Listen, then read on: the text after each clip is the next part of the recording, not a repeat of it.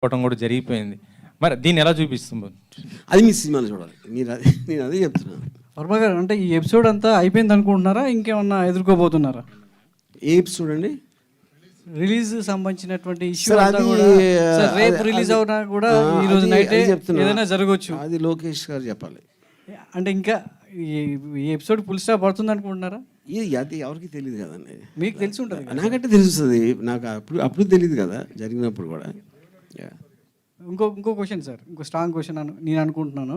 ఈ సినిమాకి మీరు తాగిన ఓట్కా డబ్బులన్నీ వస్తాయా? ఈ సినిమా షూటింగ్ చేసినన్ని రోజులు మీరు ఏదో ఒక ఈవినింగ్ నైటో లేదన్నా అంటున్నారు, తాగిన డబ్బులన్నా వచ్చే అవకాశం ఏమైనా ఉందా?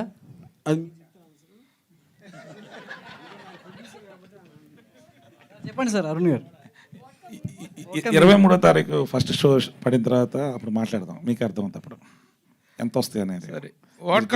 జర్నలిస్ట్ మీకు మెజర్మెంట్ ఉండదుగా. ఫస్ట్ షో అన్ని స్క్రీన్స్ మీద ఎన్ని షోలు పడినాయి, ఎన్ని థియేటర్ రిలీజ్ అయింది, దాన్ని బట్టి ఒక మెజర్మెంట్ మీద మీకే అర్థమవుతున్నారు. అంత తాగారా సార్ వర్మ గారు? అంత తాగారా? కిరణ్ గారు, ఒక సినిమా రిలీజు ప్లానింగ్ అంతా చేసుకున్న తర్వాత ఆల్ ఆఫ్ సడన్గా అది రిలీజ్ ఇది ఆగిపోతే ఆ డిస్టర్బెన్స్ అనేటువంటిది ఫైనాన్షియల్గా చాలా దెబ్బ కొడుతుంది, ప్రొడ్యూసర్ని చాలా డిస్ట్రాక్ట్ చేస్తుంది. How you face this particular thing? అప్పుడు ఎంత లాస్ ఫీల్ అయ్యారు, ఇప్పుడు ఎలా రిలీజ్ అయిపోతున్నారు, what is the financial stake involved in this particular project? ఈ సినిమా స్టార్ట్ చేసినప్పుడు అదన్నీ ఆలోచించే దిగానండి. ఇది లోకేష్ అడ్డం పడతాడని సెన్సార్ ఆగిపోతుంది. లోకేష్ అని కాదు, డిఫరెంట్ పర్సన్స్ ఎవరు దానికి వాళ్ళ యొక్క అభిప్రాయాలకి వ్యతిరేకంగా వాళ్ళు ఫీల్ అయి ఉండొచ్చు, ఏదైనా ఇన్సెక్యూరిటీ ఫీల్ అయి ఉండొచ్చు.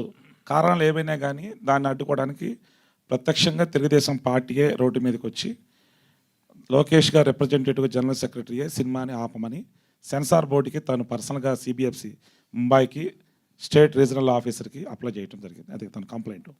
ప్లస్ సిటీ సివిల్ కోర్టులో సినిమా మీద ఓటీటీ మీద స్టే తీసుకుని వచ్చారు.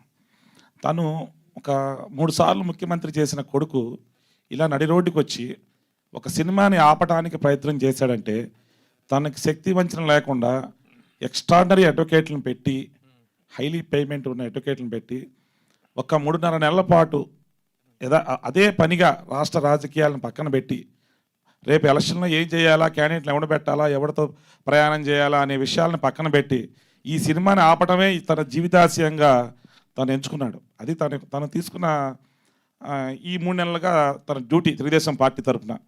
దానిలో ధర్మం అంటే ఒకటి ఉంది. కొంచెం లేట్ అయినా కానీ ధర్మం గెలిచింది. న్యాయస్థానాలన్నీ కూడా కింద కోర్టులు, కింద